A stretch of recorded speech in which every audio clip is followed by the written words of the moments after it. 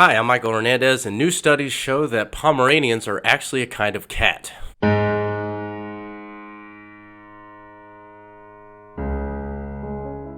Welcome to Rumble Book Club. I'm your host, Michael Hernandez, and this is the show where a normal guy like me can talk about interesting books I've read, old and new, good and bad. So if you like these videos, you like the content, you like the books that I mentioned, go ahead and follow me on YouTube or Rumble or Parler or Twitter.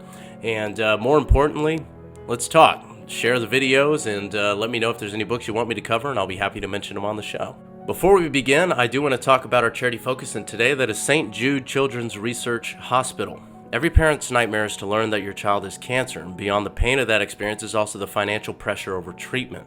St. Jude operates on donations by generous citizens like you to make sure that in the darkest moments of a family in crisis, they don't have to worry about how they can afford it. So if you want to contribute to this cause, you can contact them at 713-599-1441. That's 713-599-1441. Or you can go to their website at stjude.org. That's stjude.org. So today we're going to be covering a book that might be a little bit harder to find, but is nonetheless a really interesting read. This one was actually a gift from my grandmother to read that I believe she got through her church. The title that we're going to be covering today is I See Far. Now, what's very different about this book in particular is there's no actual listed author. If you'll notice on the very bottom, it simply says a friend of Medjugorje. So, what Medjugorje is it's a small town in Bosnia in southeastern Europe. This is the location where, according to many Catholic accounts, this is where sightings of the Virgin Mary happened, and messages were actually given to particularly children, but I believe it continued for a span of about 10 years from the 80s into the 90s. And I believe the sightings have, to my knowledge, ceased, but there was a span of 10 years where it was very frequent. Now, what this is in particular is a newsletter that was a collection of newsletters that were compiled into a book, and it was sent to Catholics around the world. It was completed at around 1994, and it's giving a warning for things to come in the present day that we find ourselves in.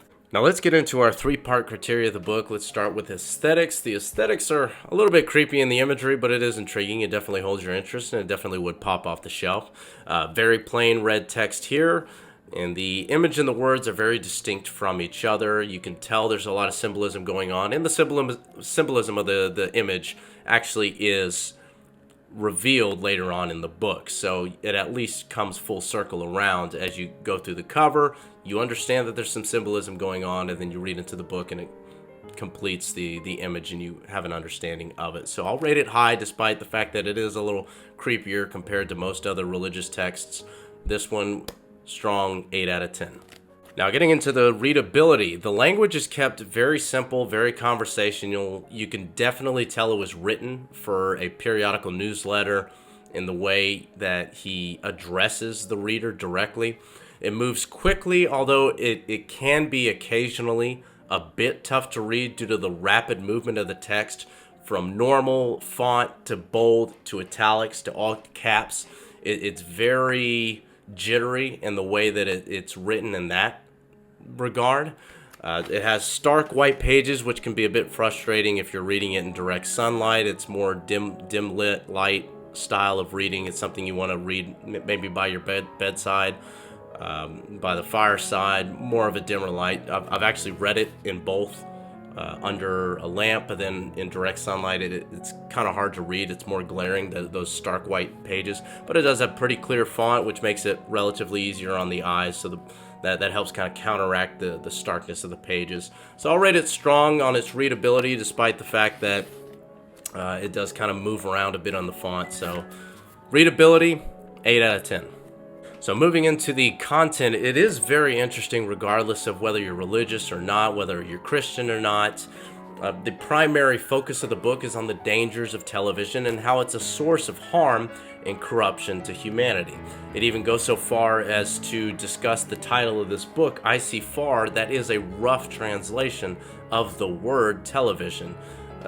He makes a point that it's somewhat strange or abnormal for a single word that we use in common English to come from two different language roots. The first part coming from Greek, tele, meaning far, and then vision having more Latin roots, so being based within the imagination and the vision.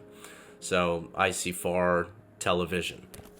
He mentions that, and he also mentions it as a peculiarity that the word television is relatively unaltered across so many different languages, and he finds that kind of a very strange happenstance.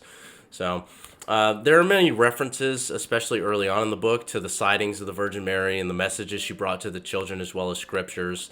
And that'll be interesting to people who are religious, especially since, according to this author, the Virgin Mary gave multiple messages to avoid certain things, but she doesn't really discuss a whole lot of physical things to stay away from or to avoid, but television is one of them. She says, in fact, pretty directly in the book, according to the Catholic accounts, avoid television. So the fact that she directly speaks up for this one thing is actually, he found, rather peculiar. Now, for those who aren't religious, I get that. There's still a wide portion of the book that you'll find very, very interesting. There's a lot of scientific sources that back up what the author is saying about the detrimental effects, and not just the detrimental effects, but the detrimental method of how television works. And studies, even today, have been done to show that there are parts of the brain that are being engaged, and some that completely aren't when you're watching TV, even from adulthood all the way down to kids who are watching TV. So your logical and critical thinking skills, such as the parts of the brain that you're really engaging during conversation with someone or when you're reading a book, those are completely bypassed when you're watching television for the most part. And your brain is more closely resembles a sleep stage or a dreaming stage, according to the author. And there are a lot of studies that back it up. And what isn't included in the book, but it's kind of background knowledge that I have, is there are other family psychologists, child psychologists, one of the most notable ones being Dr. John Roseman, who mentions a lot of this stuff and whose own individual line of thinking actually concurs with this author here, that television actually provides no real good, and any good that can be derived from television can be brought about through other positive means. This is also something that I actually even have personal experience in, the effects of TV on me and my marriage, my family, before having frequent TV, and then after getting rid of it. So there is a stark difference that I've noticed in my personal experience, that is from the experiences of many people that wrote in this book, as well as through studies. So kind of the final reviews in the book, or the final pages of the book, discuss how your family, your marriage, everything about you as an individual and then those around you tends to flourish and be much more positive when TV is not around, when it's turned off, unplugged, out of the house. You seem to think that, well, what am I going to do on Sundays if I can't watch the game? You fill the space. You know, that's something I know from personal experience. So as far as the content goes, whether you're religious or not, it's a great content, very interesting. As far as the content goes, strong 10 out of 10. The book is I See Far, by a friend of Medjugorje. You're probably going to have to go to online sources to find it. You're not going to find this printing in, for instance, your Barnes & Noble or your Books A Million. You're most likely going to have to go to Amazon or eBay to pull a copy, but I highly recommend you order it because it is a very strong read. Again, the book is I See Far. Listed author is a friend of Medjugorje. Go out and get yourself a copy. Thanks for tuning in, everybody, and go read something.